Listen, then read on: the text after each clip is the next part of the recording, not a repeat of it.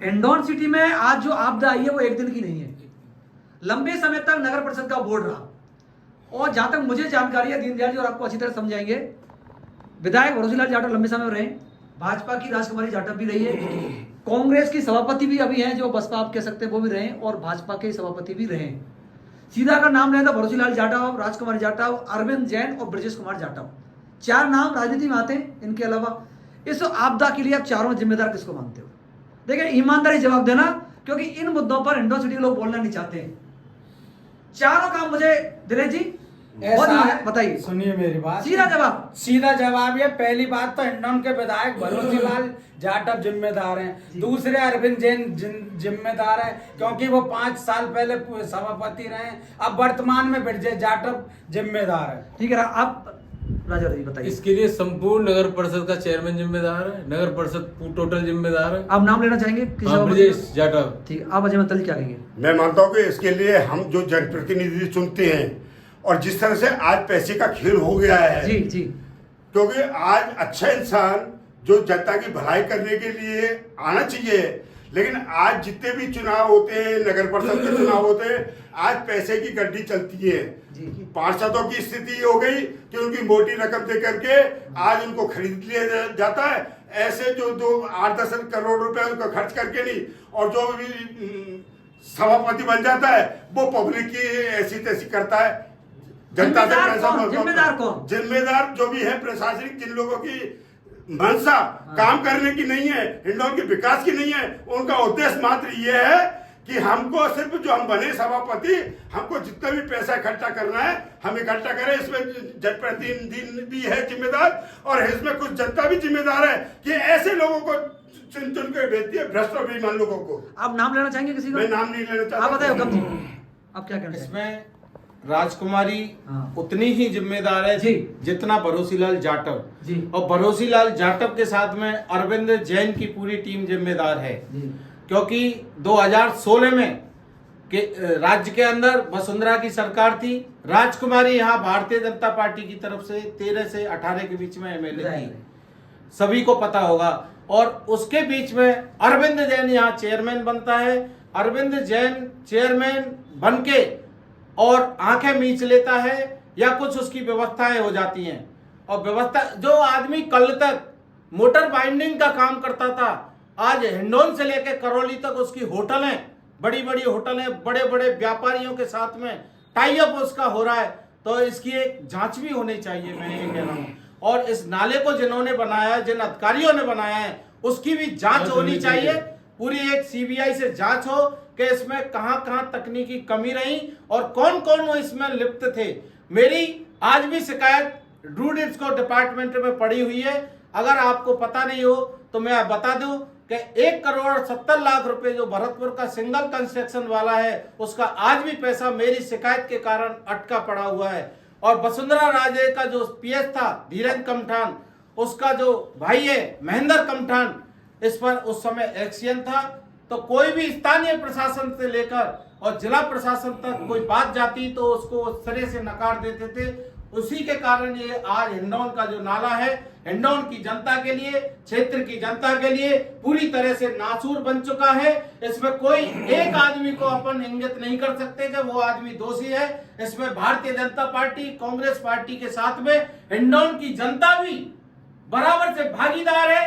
क्योंकि जब जब हम आंदोलन की बात करते हैं, संघर्ष की बात करते हैं, कल भी मैंने डैम रोड चौराहे के अंदर आम सभा की थी इसी नाले के मुद्दे को लेकर, लेकिन हिंडौन के व्यापारी उसमें पूरी तरह से नदारा रहे और क्या उनका नुकसान नहीं हुआ? जी हाँ, क्या कहेंगे चेयरमैन साहब, बताइए। देखिए विनोद जी, हिंडौन के जहाँ तक इस नाले की बात, समस्या की बात है, सरकार कांग्रेस की भी रही जी, हाँ, इसी दौरान सरकार भाजपा की रही जी, बीजेपी से भी यह एमएलए रहे और कांग्रेस कांग्रेस से भरोसीलाल जी भी रहे। तो जिम्मेदार में भरोसीलाल जी की जवाबदेही बनती थी, राजकुमार की जवाबदेही बनती थी। पर जो सभापति जो बन के आए रहे हैं यहाँ, चाहे ब्रजेश जाटव जी हों, चाहे सिर्फ अरविंद जाटव जी हों, ये पैसे के दम पर, अरविंद जैन जी हों, सभापति पैसे के दम पर बन के आना और हिंडौन में उस पैसे को फिर बटोरना, इन्होंने इसको कॉमर्शलाइज कर दिया, राजनीति को सेवा भाव छोड़ के इनको इन्होंने इसका व्यापारीकरण कर दिया। तो मैं जब तक ये हिंडौन का सीधा चुनाव नहीं होगा और जब तक जनता का चुनाव हुआ प्रतिनिधि मित्तल जी जैसा, ओम प्रकाश मित्तल जी थे, या तो उनके दिल में टीस थी, उनके साथ में पार्षद रहा फर्स्ट टाइम, या मेरे दिल में टीस है कि कोई सेवा का माध्यम ऐसा मिले तो इस उनकी सेवा करें। लेकिन दुर्भाग्य ये है कि पैसे के दम पर जो लोग आते हैं वहाँ उसका कॉम्प्रोमाइज कर देते हैं, व्यापारीकरण इसका पद का और दोहन करते हैं पैसे का। जनता को वो बिल्कुल भूल चुके हैं। इसलिए चाहे एमएलए हों, चाहे अब तक चेयरमैन रहे हों, सारे के सारे लोग इसके लिए दोषी हैं। और हिंदुओं की जनता में भी जागृति की कमी है। जब ये नाला ढकाव हुआ, जब ये नाला ढकाव हुआ, एक दिन में नहीं हुआ, सालों काम चला। हिंदुओं का चाहे व्यापारी नाले के पास हो, चाहे कोई अन्य लोग हों, वो देखने ही नहीं गए कि नाले की सफाई हुई है, इसको कवर अभी नहीं। हमारे जो सवाल है, ईमानदारी से मैं विश्लेषण में बता रहा हूँ, हालात पूरे हिंडौन ने देखे और यहाँ सभी लोग गणमान्य लोग मौजूद हैं, सब ये जानते हैं। हिंडौन का एक दुर्भाग्य है कि जब हिंडौन की विधायक कहती है कि मेरी कोई अधिकारी नहीं सुन रहा, मेरी कोई कर्मचारी नहीं सुन रहा, तो मैं तो मानता हूँ हिंडौन का बहुत बड़ा दुर्भाग्य है कि एमएलए एमपी की कोई सुन नहीं रहा।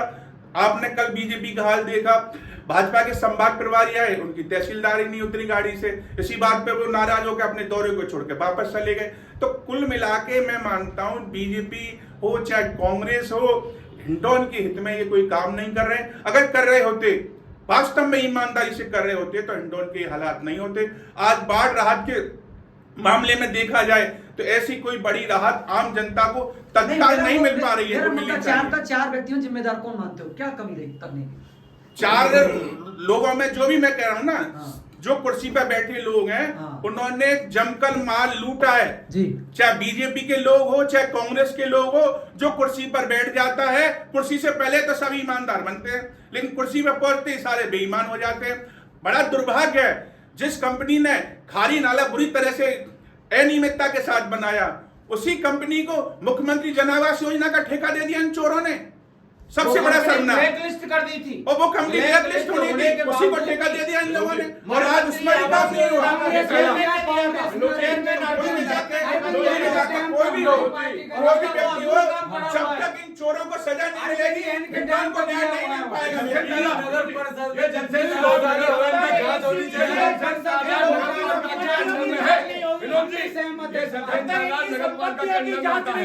जब मेरे पास था उस समय नहीं मिल सकता। नगर पालिका की संपत्ति है, की जनता को न्याय चाहिए। नगर पालिका संपत्तियों की जांच कराई जाए। सुनो, मिट्टी ऐसे छोटे-छोटे लोग, को बेचे, इनकम भी होगी और संपत्तियां तालाब कैसे घेरा हो जाता, ये तालाब घेरा हो जाता तो ये हालात नहीं होते। नगर पालिका के अंदर तालाब में बह गए, इस तालाब को मेरा घेरा करवाते। नगर परिषद ने जलसेन में एक कुंड बना करके और उसमें लगभग 5.5 करोड़ रुपए की लागत लगाई, वाटर पार्क बनाया इन्होंने।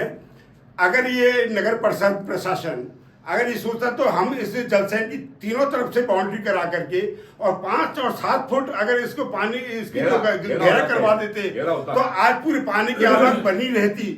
आज कम से कम 2-2.5 फुट पानी निकल गया। आगे भविष्य में पानी के स्तर बने रहने के लिए इसको खुदाई करना बहुत आवश्यक चीज हो गई है, लेकिन अपने फायदे के लिए उस 5 करोड़ रुपए का वहां लगा दिए पैसा। लेकिन अगर उसको बाउंड्री करा करके जलसेन की जहाँ पे भी पानी बाउंड्री नहीं है, आज भी 3-4 जगह से